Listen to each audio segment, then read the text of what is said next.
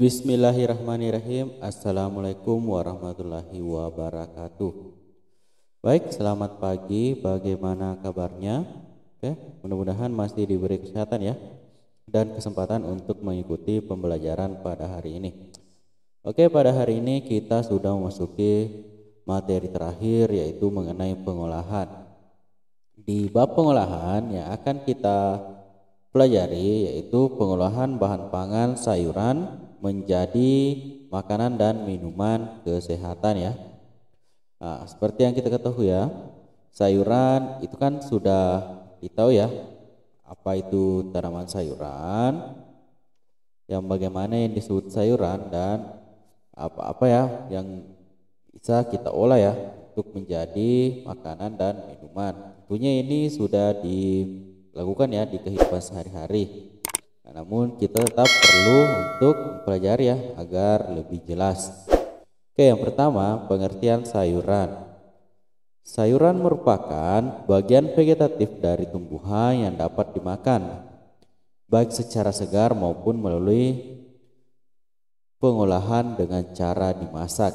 Nah, itu ya sayuran itu biasanya bagian tumbuhan yang dapat dimakan ya. Apakah itu bisa dimakan langsung ataupun dimasak terlebih dahulu ya. Biasanya sayuran itu mempunyai kadar air dan serat yang tinggi. Nah, biasanya kan itu ya kadar airnya itu tinggi. Nah, sehingga umumnya itu mempunyai umur relatif pendek, mudah rusak dan tidak dapat disimpan dalam waktu yang lama. Nah, biasanya itu sayuran ya. Kalau disimpan tidak bisa terlalu lama. Nah, biasanya akan busuk ya. Nah, ini ya contoh sayuran. Ada wortel, ada pare ya, ada sawi, dan masih banyak lagi ya. Contoh-contoh tanaman yang tergolong tanaman sayur ya. Oke, kedua, klasifikasi sayuran. Nah, sayuran ini bisa dikelompokkan dalam beberapa ya. Nah, yang pertama ada namanya berdasarkan bagian tanaman yang dapat dimakan. Nah, yang pertama sayuran daun, berarti sayuran ini yang dapat dikonsumsi atau dimakan yaitu bagian daunnya.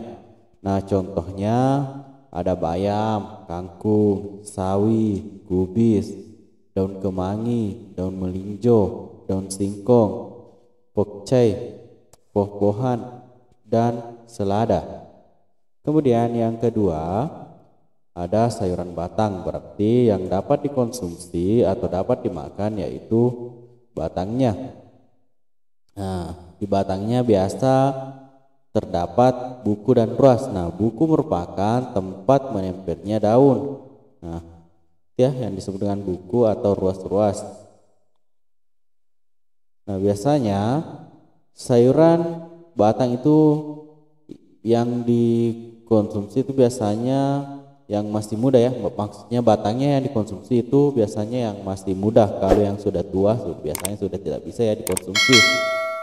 Nah, contohnya ada asparagus, rebung, tanaman pok-pokuan, dan seledri. Nah, biasanya ya rebung itu kan biasanya dari bambu ya. Nah, bambu atau tunas bambu.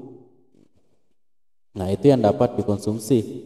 Kemudian C, sayuran akar, berarti bagian yang dapat dimakan adalah akar atau umbi-umbian ya, atau yang berupa umbi. Nah, contohnya kentang, wortel, lobak, bit, talas, ubi kayu, dan ubi jalar ya. Itu semua yang tergolong sayuran akar. Ini yang dapat dimakan itu biasa berupa tanaman umbi-umbian ya. Oke, selanjutnya sayuran polong. Berarti sayuran yang dapat dimanfaatkan itu biasanya bijinya ya. Nah, contohnya ada buncis, kapri, kacang panjang, kacang merah, dan kacang kedelai. Nah, biasanya ini berupa kacang-kacangan ya. Kemudian selanjutnya ada sayuran bunga, berarti yang dapat dikonsumsi yaitu bunganya ya. Nah, contohnya ada brokoli, kembang kol, dan bunga turi ya. Oke, kemudian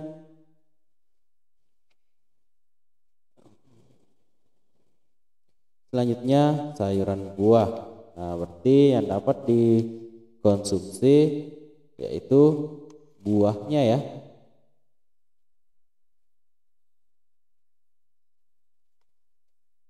Nah, contohnya ada tomat, cabai, paprika, timun, terong, pare, labu siam, jagung, dan oyong. Berarti ini yang dapat dikonsumsi itu berupa buah-buahnya ya. Tomat itu kan biasanya buah itu dihasilkan dari hasil generatif ya. Nah, oke, bisa dipahami atau biasa disebut dengan hasil penyerbukan ya, yang dilakukan oleh serangga sehingga menghasilkan bunga ya, bunga kemudian nanti hasilkan buah. Oke, bisa dipahami ya. Oke, mungkin cukup ya untuk materi hari ini. Silakan anak-anakku catat ya. Oke, sekian, jika misal ada kekurangan mohon dimaafkan. Sekian, wassalamualaikum warahmatullahi wabarakatuh.